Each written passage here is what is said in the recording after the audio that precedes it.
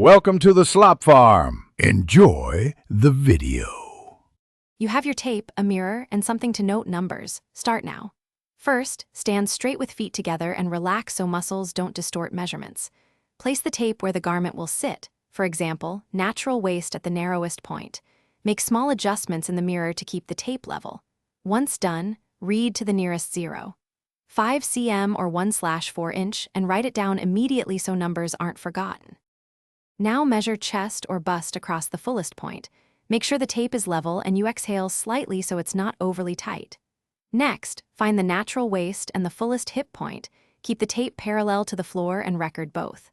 For inseam, measure from crotch to inside ankle. For sleeve length, from shoulder bone to wrist. Take each measurement twice and average them to reduce small errors. Consistency matters for a reliable fit.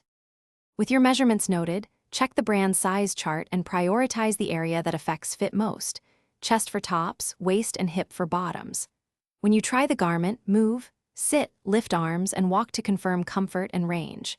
If something feels off, remeasure the problematic area and verify posture and tape placement.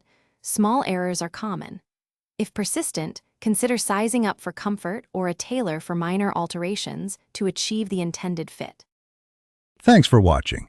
Consider subscribing if we helped you today.